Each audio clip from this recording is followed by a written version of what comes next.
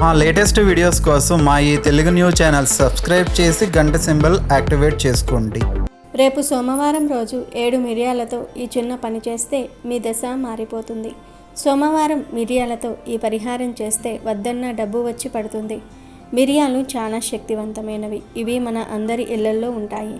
మిరియాలు ఆరోగ్యపరంగా ఎంత మేలు చేస్తాయో వీటితో పరిహారం చేస్తే కూడా అంత మంచి ఫలితం వస్తుంది. మిరియాలను పరిహారంలో ఉపయోగించటం వల్ల చాలా ప్రయోజనాలు కలుగుతాయి. ఆర్థిక సమస్యలు తొలగిపోతాయి, దిష్టి దోషాలు కూడా తొలగిపోతాయి. మిరియాలతో పరిహారం చేయటం వల్ల ఆరోగ్య సమస్యలు కూడా తొలగిపోతాయి. మిరియాలు మీ ఇంటిలోని ప్రతికూల వాతావరణాన్ని సానుకూలంగా మారుస్తుంది. అంతేకాదు గ్రహ దోషాలను, వాస్తు దోషాలను కూడా తొలగించేస్తుంది. మనలో చాలామంది మాకు ఇంటి పరంగా కలిసి రావటం లేదు, ఇంటిలో మనశ్శాంతి ఉండటం లేదు, ఏ పని తలపెట్టినా లేదా మొదలుపెట్టినా కలిసి రావటం లేదు, చేతిలో డబ్బు నిలవటం లేదు, వ్యాపారంలో లాభాలు రావటం లేదు అని ఇలా రకరకాల సమస్యలతో బాధపడిపోతూ ఉంటారు. మీకు ఆర్థిక పరంగా సమస్య ఉన్నా, ఆరోగ్యపరంగా సమస్య ఉన్నా, ఏ పనులు కలిసి రాకపోయినా, పనులలో తరచూ ఆటంకాలు కలిగిన ఈ 7 మిరియాల పరిహారాన్ని చేసుకోండి. అద్భుతమైన ఫలితాలను పొందుతారు. మీ జీవితం మారిపోతుంది. మీకు అన్ని విధాలుగా కలిసి వస్తుంది. మీకు పనులలో కలిగే ఆటంకాలు తొలగిపోతాయి. మీపై, మీ ఇంటిపై, మీ సంపాదనపై ఉన్న ఏడుపులన్నీ కూడా పోతాయి. మిరియాలు మసాలా దినుసులలో ఒకటి. మిరియాలు ఘాటు సువాసనను కలిగి ఉంటాయి. ఇవి నల్లగా ఉంటాయి. వీటిని తాంత్రిక పూజలలో ఉపయోగిస్తూ ఉంటారు. మిరియాలు చాలా శక్తివంతమైనవి. ఇవి మన జీవితంలోని కష్టాలను సుఖాలుగా మార్చే శక్తిని కలిగి ఉంటాయి. సోమవారం రోజు 7 మిరియాలతో ఈ పరిహారం చేస్తే మీకు మంచి లాభాలు కలుగుతాయి. ఎన్ని పరిహారాలు చేసినా రాని ఫలితం ఈ ఒక్క పరిహారం చేయటం వల్ల వస్తుంది. మరి సోమవారం రోజు 7 మిరియాలతో ఏ పరిహారం చేయాలి, ఈ పరిహారం ఏ సమయంలో చేయాలి అనే విషయాలను ఈ వీడియోలో వివరంగా తెలుసుకుందాము. అంతకన్నా ముందు శివ మహిమను తెలిపే ఒక పురాణ కథను విందాం. ఫ్రెండ్స్, ఈ వీడియో నచ్చితే లైక్ చేసి షేర్ చేయండి. అలాగే మా ఛానల్ని కూడా సబ్స్క్రైబ్ చేసుకొని మాకు సపోర్ట్ చేయండి. అలాగే ఓం నమః శివాయ అని కామెంట్ చేయండి. చాలా కాలం క్రితం కేదార్నాథ్ యాత్ర నేటిలా సులభం కాదు. అప్పట్లో రోడ్లు లేవు, గూగుల్ మ్యాప్స్ లేదు, వాహనాలు కూడా అంతంత మాత్రమే. కేదార్నాథ్, బద్రీనాథ్ వంటి పుణ్యక్షేత్రాలకు వెళ్ళాలంటే మైళ్లకు మైళ్ళు నడవాల్సి వచ్చేది. మంచుతో నిండిన కొండదారులు, ఆకస్మిక వాతావరణ మార్పులు, జంతువుల భయాలు ఇవన్నీ యాత్రను మరింత కష్టతరం చేసేవి. అప్పట్లో చాలామందికి కేదార్నాథ్ యాత్ర జీవితపు అంతిమ లక్ష్యంగా ఉండేది. అయితే ఈ యాత్ర ఎంత కఠినంగా ఉండేదంటే వెళ్ళిన వారిలో చాలామంది తిరిగి ఇంటికి వచ్చేవారు కాదు. వారిలో కొందరు జ్వరం బారిన పడి, కొందరు ఆహారం దొరకక, మరికొందరు మంచులో చిక్కుకుపోయి ప్రాణాలు కోల్పోయేవారు. కానీ భక్తుల నమ్మకం అపారమైనది. శివుని దర్శనం కోసం ఎంతటి త్యాగానికైనా సిద్ధపడేవారు. ఆ కాలంలోనే ఆ పరమేశ్వరుడికి గోపాల్ అనే నిజమైన భక్తుడు ఉండేవాడు. అతను చిన్ననాటి నుంచి శివనామాన్ని జపిస్తూ పెరిగాడు. అతని గుండె నిండా శివభక్తి నిండి ఉండేది. అతనికి స్వాతి అనే భార్య, శంకర్ అనే కొడుకు ఉండేవారు. ఒకరోజు గోపాల్ కేదార్నాథ్ వెళ్ళి రావాలని నిర్ణయించుకున్నాడు. ఇది అతని చిరకాల స్వప్నం. ఈ విషయం గురించి గోపాల్ తన భార్య స్వాతితో చెప్పగా, ఆమె మీకు ఇంకా అంత వయసు లేదు, శరీరం సహకరించదు, ఇంకా శంకరికి పెళ్లి కూడా చేయాలి, ఈ యాత్రలో ప్రమాదాలు ఎక్కువ అని స్వాతి కళ్ళల్లో నీళ్లతో వారించింది. కొడుకు శంకర్ కూడా తండ్రిని ఆపడానికి చాలా ప్రయత్నించాడు. నాన్న, మనం ఇక్కడి నుంచే శివుణ్ణి ప్రార్థిద్దాం, మీ ఆరోగ్యం మాకు ముఖ్యం. కానీ గోపాల్ మనసు మార్చుకోలేదు. జీవితంలో ఎప్పుడూ ఏదో ఒకటి చేస్తూనే ఉంటాం. పెళ్ళి, పిల్లలు, సంపాదన ఇవన్నీ ఎప్పుడూ ఉంటాయి. ఇప్పుడు నేను అనుకుంటున్నాను కదా, ఖచ్చితంగా ఆ పరమేశ్వరుని దర్శనం చేసుకుని తీరుతాను. నా మనసు అచంచలంగా ఉంది. ఈ వయసులో వెళ్ళకపోతే మళ్ళీ ఎప్పటికీ వెళ్ళలేకపోవచ్చు అని అతను దృఢంగా చెప్పాడు. అతని భార్య, కొడుకు దారిలో వచ్చే కష్టాల గురించి ఎంతగానో నచ్చజెప్పినా అతను అవేమీ వినిపించుకోలేదు. శివునిపై అతనికి ఉన్న నమ్మకం ముందు ఏ అడ్డంకి కూడా కనిపించలేదు. గోపాల్ తన సామాన్లను సర్దుకొని కుటుంబానికి వీడ్కోలు పలికి కేదార్నాథ్ యాత్రకు బయలుదేరాడు. ఆ రోజుల్లో గూగుల్ మ్యాప్స్ లేవు. వాహనం అంటే కేవలం ఎద్దుల బండే. కానీ కేదార్నాథ్ యాత్ర ఎడ్ల బండి పైన పూర్తి చేసేది కాదు. మైళ్లకు మైళ్ళు కొండలు, లోయలు దాటుకుంటూ నడుచుకుంటూ వెళ్ళాలి. గోపాల్ నడుచుకుంటూ ముందుకు సాగాడు.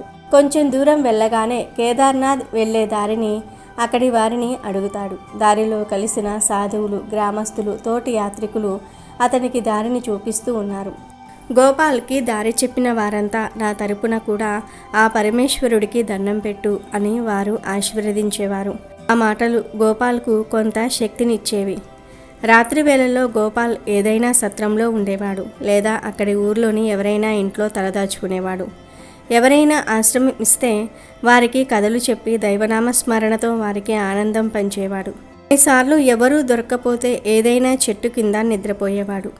చలి తీవ్రత పెరిగినా, ఆకలి వేసినా అతని భక్తి అతన్ని నిలబెట్టింది. అతను కేదార్నాథ్ చేరాలనే ఏకైక లక్ష్యంతో ముందుకు సాగాడు. ప్రతి చోట అందరూ అతనికి కేదార్నాథ్ వెళ్ళే దారి చెప్పేవారు. మనుషుల దయ, ప్రకృతి అందాలు అతని ప్రయాణాన్ని మరింత ఆకర్షణీయంగా మార్చాయి. దాదాపు 3 నెలల నిరంతర ప్రయాణం తర్వాత గోపాల్ చివరికి కేదార్నాథ్ ధామ్ చేరుకున్నాడు. ఆ సమయంలో అక్కడ విపరీతమైన చలి ఉంది.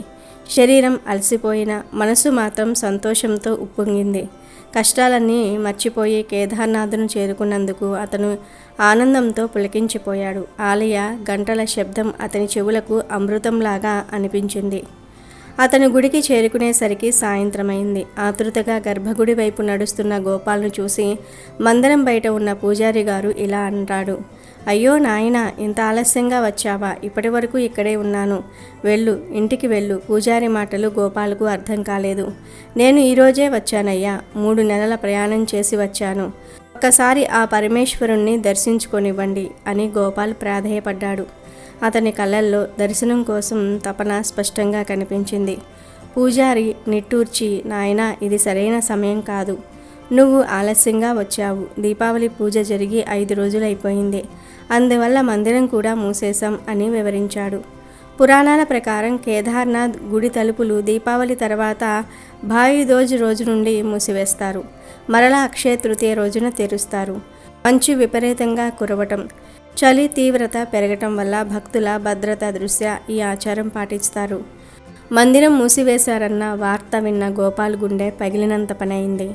అతను అక్కడే కుప్పకూలిపోయి వెక్కి వెక్కి ఏడుస్తుంటాడు. నేను 3 నెలల క్రితమే ఇంటి నుంచి బయలుదేరాను. కానీ ఇక్కడికి రావడానికి ఇంత సమయం ఎందుకు పట్టిందో తెలియటం లేదు. ఆ దారిలో జరిగిన జాప్యాలు, నా అనారోగ్యం అన్నీ నన్ను ఈ క్షణం దాకా ఆపాయి. ఒక్కసారి గుడి తలుపులు తెరవండి. ఆ పరమేశ్వరుని దర్శించుకుని వెళ్ళిపోతాను. నా జీవితాశయం ఇదే అని ఆవేదనతో ప్రాధేయపడ్డాడు. పూజారి సానుభూతితో, నాయనా, ఇది అసంభవం. గుడి తలుపులు మూసే సమయం ఇది. ఈ ఆచారం పాండవుల కాలం నాటి నుండి వస్తోంది. ఇది దైవ నిర్ణయం. మేమేమిటి దీనిని ఎవరూ మార్చలేరు. ఇక్కడ భయంకరమైన చలి వస్తుంది. ఉష్ణోగ్రతలు 0 డిగ్రీల కంటే పడిపోతాయి. నువ్వు ఇక్కడ నుండి వెళ్ళిపో. 6 నెలల తర్వాతే రా. నీకు 6 నెలల తర్వాతే ఆ శివుని దర్శనం కలుగుతుంది. ఇక్కడ ఇదే నియమం. 6 నెలలు గుడి మూసి ఉంటుంది, 6 నెలలు తెరిచి ఉంటుంది. ఇలా చెప్పి పూజారి అక్కడి నుండి వెళ్ళిపోతాడు. అతని మాటల్లో నిస్సహాయత, కఠిన వాస్తవం స్పష్టంగా కనిపిస్తాయి. గోపాల్ వెక్కి వెక్కి ఏడుస్తూ ఉంటాడు. అతని దగ్గరలో ఉన్న ఒక దుకాణదారునితో భగవంతుని దర్శనం చేసుకోవాలని తన కోరిక చెప్తాడు. అతను కూడా గోపాల్ దుస్థితిని చూసి జాలి పడతాడు. అన్నా, నేను చాలా దూరం నుంచి 3 నెలలు ప్రయాణించి ఇక్కడికి వచ్చాను. ఆ భోలేనాథుణ్ణి దర్శించుకునే ఏదైనా ఉపాయం చెప్పన్నా అని గోపాల్ అతనితో ప్రాధేయపడతాడు. నేను కూడా ఇవాళ వెళ్ళిపోతున్నాను బాబు. గుడి మూసివేసిన తర్వాత ఇక్కడ ఎవరూ ఉండరు. ఇది పూర్తిగా మంచుతో కప్పబడిపోతుంది. 6 నెలల పాటు ఇక్కడ ఉండడానికి, తినడానికి ఏమీ దొరకదు. వాతావరణం భయంకరంగా ఉంటుంది. నాతో పాటు కిందికి పద. ఇక్కడ ఉండటం అసంభవం. ఇక్కడ చాలా చలిగా ఉంటుంది. త్రాగడానికి నీళ్ల వదులు మంచు ఉంటుంది. ప్రాణానికే ప్రమాదం అని ఆ దుకాణదారుడు కూడా నిరాశపరుస్తాడు. అతని మాటలు గోపాల్కు మరింత నిస్సహాయతను కలిగిస్తాయి. భగవంతుని దర్శించుకోవాలని గోపాల్ ఎన్ని ప్రయత్నాలు చేసినా అతనికి నిరాశే మిగులుతుంది. అతను ఎంతో కష్టపడి భక్తితో పరమేశ్వరుని క్షేత్రానికి వచ్చాడు. కానీ ఇప్పుడు దర్శనం చేసుకోకుండానే వెళ్ళిపోవలసి వస్తుంది. జీవితంలో కేదార్నాథ్ దర్శనం రాసిపెట్టి ఉందో లేదో, శివుడు నన్ను ఎందుకు ఇలా పరీక్షిస్తున్నాడు? ఇలా అని ఆలోచించుకుంటూ గోపాల్ గుడి బయట చాలాసేపు కూర్చుంటాడు. ఎప్పుడు సాయంత్రం అయిందో అతనికి తెలియలేదు.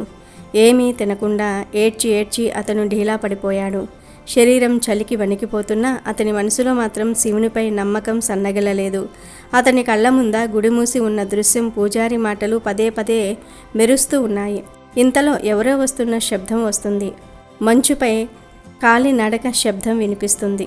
ఆ అలికిడికి అతను తలెత్తి చూస్తే ఎదురుగా ఒక తేజోమూర్తి అయిన సాధువు ఉంటాడు. అతని ముఖంలో అద్భుతమైన ప్రశాంతత, దివ్యమైన కాంతి. సాధువు వయస్సు పడినవాడు. తెల్లటి జుట్టు, గడ్డము, కళ్ళల్లో లోతైన జ్ఞానం తునికిసలాడుతుంది. ఏమైంది నాయనా, ఎందుకు ఏడుస్తున్నావు? ఈ చీకట్లో ఇంత చలిలో ఒంటరిగా ఇక్కడ ఎందుకున్నావు? సమస్య ఏమిటి అని సాధువు ప్రశాంతంగా అడిగాడు. అతని గొంతులో మృదుత్వం, దయ గోపాల్కు వెచ్చగా అనిపించింది. స్వామి, నేను పరమేశ్వరుడి దర్శనం కోసం 3 నెలలు ప్రయాణించి ఇక్కడికి వచ్చాను. నాకు దారిలో కొంచెం ఆలస్యమైంది. అందుకేనేమో గుడి తలుపులు మూసివేశారు. ఇప్పుడు 6 నెలల తర్వాతే గుడి తలుపులు తెరుచుకుంటాయని అందరూ అంటున్నారు. నేనెంత అభాగ్యుణ్ణి. కేదార్నాథ్ వచ్చి కూడా పరమేశ్వరుని దర్శించుకోలేకపోతున్నాను. మళ్ళీ జీవితంలో కేదార్నాథ్ వస్తానో లేదో. ఆ పరమేశ్వరుడు కూడా నన్ను ఎందుకు ఇలా శిక్షిస్తున్నాడో. మనసేమీ బాగోలేదు స్వామి అని గోపాల్ తన బాధంతా కూడా అతనితో పంచుకున్నాడు. అతని కళ్ళ నుంచి కన్నీళ్లు కారాయి. సాధువు గోపాల్ తలపై చెయ్యి పెట్టి, దుఃఖించకు నాయనా, నువ్వు స్వచ్ఛమైన మనస్సుతో ఆ శంకర భగవానుని దర్శించుకోవడానికి వచ్చావు. నీ మనసులో ఆ శంకరుని పట్ల నిజమైన భక్తిని చూశాను. నాకు తెలుసు నీ తపన ఎలాంటిదో. నన్ను నమ్ము. నువ్వు పరమేశ్వరుని దర్శించకుండా ఇక్కడ నుండి వెళ్ళవు. నువ్వు భక్తుడివి కదా, భగవంతునిపై నమ్మకం ఉంచు అని ఓదార్చాడు. సాధువు మాటలు విన్న గోపాల్ మనసు తేలిక పడుతుంది. పొద్దున్నుంచి అతను కాదు లేదు అనే నిరాశాపూరిత మాటలే వింటున్నాడు. ఇప్పుడు సాధువు మాటలు అతనికి కొత్త ఆశను, ధైర్యాన్ని ఇచ్చాయి. బాబా మాటల్లో ఏదో అద్భుతమైన శక్తి ఉందని అతనికి అనిపించింది. సంతోషంతో, ఆశతో నిద్ర ఎప్పుడు పట్టేసిందో అతనికి తెలియనే తెలియదు. ఆ సాధువు ఆశీర్వదించిన క్షణంలోనే అతను గాఢ నిద్రలోనికి జారుకున్నాడు. కళ్ళు తెరిచేసరికి తెల్లవారిపోయింది. సూర్యకిరణాలు మంచు కొండలపై పడి మెరుస్తున్నాయి. ముందు రోజులాగా చలి కూడా వేయటం లేదు. వాతావరణం అనూహ్యంగా మారింది. కేదార్నాథ్ క్షేత్ర వాతావరణం చాలా మనోహరంగా ఉంది. మంచు కరిగి చుట్టూ పచ్చదనం కనిపిస్తుంది. పక్షుల కిలకిలా రావాలు వినిపిస్తూ ఉన్నాయి. గోపాల్ గుడి తలుపులు తెరవడాన్ని చూస్తాడు. ఆశ్చర్యపోతాడు. అరే, ఏమిటిది? నిన్ననే కదా పూజారి గారు గుడి తలుపులు తెరుచుకోవటం, ముయ్యటం అనేది పాండవుల కాలం నుండి వస్తుంది అన్నారు. మరి ఇప్పుడు ఎలా మారింది? గుడి తలుపులు ఎలా తెరుచుకున్నాయి? అతని కళ్ళను అతనే నమ్మలేకపోయాడు. ఇంతలో గుడి పూజారి అక్కడికి వస్తాడు. గోపాల్ను చూడగానే ఆశ్చర్యపోతాడు. నువ్వు చాలా అద్భుతమైన భక్తుడివి. నువ్వు శంకర భగవానుడికి ఇష్టమైన భక్తుడివని ఒప్పుకొని తీరాలి. 6 నెలల తర్వాత మళ్ళీ కఠిన యాత్ర చేసి దర్శనానికి వచ్చావా? నీ భక్తి అసాధారణమైనది అని ఆశ్చర్యంగా అన్నాడు. పూజారి మాటలు విన్న గోపాల్కు ఏమీ అర్థం కాదు. అదేంటి పూజారి గారు, ఏమంటున్నారు? నేను నిన్ననే మిమ్మల్ని కలిశాను. మరి 6 నెలల తర్వాత వచ్చానని ఎందుకు అంటున్నారు? గుడి తలుపులు తెరవమని ఎంతలా బ్రతిమలాడాను, కానీ మీరు అస్సలు వినిపించుకోనే లేదు. రాత్రి ఒక సాధువు పరమేశ్వరుడి దర్శనం చేసుకోకుండా ఇక్కడి నుండి వెళ్ళాలని నన్ను ఆశీర్వదించారు. నాకు ఆ భోలేనాథుని దర్శనం తప్పక లభిస్తుంది అని తన రాత్రి జరిగిన అనుభవాన్ని చెప్పాడు. గోపాల్ మాటలు విన్న పూజారి, అక్కడి వారందరూ అలా ఉండిపోయారు. పూజారి కళ్ళల్లో ఆశ్చర్యము, భక్తి భావాలు నిండిపోయాయి. నువ్వు చాలా అదృష్టవంతుడివి నాయనా. నీకు సాక్షాత్తు ఆ పరమేశ్వరుడి దర్శనం లభించింది. రాత్రి నీకు కనిపించిన సాధువు సాక్షాత్తు ఆ భోలేనాథుడే. ఆయనే సమయాన్ని నీ కోసం ముందుకు జరిపారు. నువ్వు 6 నెలల తర్వాతే నన్ను కలుస్తున్నావు. గుడి తలుపులు కూడా 6 నెలల తర్వాతే తెరుచుకుంటున్నాయి. ఈరోజు అక్షయ తృతీయ. సాధారణంగా గుడి తలుపులు అక్షయ తృతీయ నాడే తెరుచుకుంటాయి. పద, అందరికన్నా ముందు నువ్వే భగవంతుడికి పూజ చెయ్యి అని సంతోషంగా అన్నాడు. అక్కడ ఉన్న అందరూ కూడా హరహర మహదేవ, హరహర మహదేవ అని పలికారు. ఆనాటి ఉదయం కేదార్నాథ్ ధామం శివనామ స్మరణతో మారుమ్రోగిపోయింది. అక్షయ తృతీయ పుణ్యదినం నాడు గోపాలకు ఆ పరమశివుడు దివ్య దర్శనమయ్యింది. అతని కోరిక నెరవేరింది. అతని కళ్ళల్లో ఆనంద బాష్పాలు. అయినా కూడా అతనికి ఆ శంకరుని మాయ అర్థం కాలేదు. నిజంగానే ఆయన గోపాల్ కోసం సమయాన్ని ముందుకు జరిపాడా? లేదంటే అంత చలిలో గోపాల్ కేదార్నాథ్లో 6 నెలల పాటు గాఢ నిద్రలో ఉన్నాడా? ఏదేమైనా అది భగవంతుని లీల అని అందరూ అర్థం చేసుకున్నారు. ఆ పరమేశ్వరుడి ఆశీర్వాదం తీసుకుని గోపాల్ తన యాత్రను పూర్తి చేసుకుని ఇంటికి తిరిగి వస్తాడు. అతని కుటుంబం ఆనందంతో ఉప్పొంగిపోయింది. అతని అనుభవం అందరికీ స్ఫూర్తినిచ్చింది. గోపాల్ తన జీవితాన్ని పరమేశ్వరుడి పూజా అర్చనలలో, శివనామ స్మరణలో గడిపాడు. అతని భక్తి, నమ్మకం భగవంతుణ్ణి ఎంతగా ఆకట్టుకున్నాయో ఈ కథ నిరూపిస్తుంది. ఇక వీడియోలోకి వస్తే, ఈ పరిహారం చీకటిగా ఉన్నప్పుడు, ఎవరూ చూడనప్పుడు చేయాలి. అంటే ఉదయం 6 లోపు కానీ సాయంత్రం బాగా చీకటి పడిన తర్వాత కానీ చేయాలి. ఈ పరిహారం రహస్యంగా చేయాలి. స్నానం చేసినా చేయకపోయినా పర్వాలేదు. మీరు ఉదయం చేసిన, సాయంత్రం చేసిన కాళ్ళు చేతులు కడుక్కోవాలి. ఈ పరిహారానికి 7 మిరియాలు, గుప్పెడు గల్లులుపు, 2 లేదా 3 కర్పూరం బిళ్ళలు, 1 మట్టి మూకిడి కావాలి. ఈ పరిహారం ఇంటి బయట చేయాలి, అందుకే చీకట్లో చేయమని చెప్తున్నాం. ఇక ఈ వస్తువులు అన్నీ ఇంటి బయటకు తెచ్చుకోండి. ఉప్పు, 7 మిరియాలను మీ చేతిలో పట్టుకుని ఇంటి గుమ్మానికి 7 సార్లు సవ్య దిశలో, 7 సార్లు అపసవ్య దిశలో తిప్పాలి. ఇలా తిప్పేటప్పుడు మా ఇంటికి ఉన్న దోషాలన్నీ కూడా పోవాలి, మా ఇంటిపై, ఇంటి వారిపై ఉన్న ఏడుపులు పోవాలి, ఆరోగ్య సమస్యలు పోవాలి, మాకు అన్నీ అనుకూలించాలి అని చెప్పి దిష్టి తీయాలి. వాటిని మట్టి మూకిట్లో వేసి వాటిపై కర్పూరం బిళ్ళలు పెట్టి కాల్చాలి. ఈ పరిహారం పూర్తి అయ్యే వరకు మీరు ఇంటిలోకి వెళ్ళకూడదు. ముందుగానే ఒక అగ్గి పెట్టి అలాగే బకెట్తో వాటర్ పెట్టుకోండి. ఇక వాటిని కాల్చండి. అవి పూర్తిగా కాలిన తర్వాత మీరు ఆ పొడిని బయట సైడ్ డ్రైనేజ్లో కానీ ఇంటికి దూరంగా పడేయాలి. తర్వాత కాళ్ళు చేతులు శుభ్రంగా కడుక్కొని ఇంట్లోకి రావాలి. మూకిడను ఒక క్లాత్తో తుడవండి, లేదా దానిని అలా వదిలివేసినా పర్వాలేదు. ఈ పరిహారం చేయటం వల్ల మీ ఇంటిలో ఉన్న నెగిటివ్ ఎనర్జీ బయటకు వెళ్ళిపోతుంది. మీకు, మీ ఇంటికి ఉన్న దిష్టి దోషాలు తొలగిపోతాయి.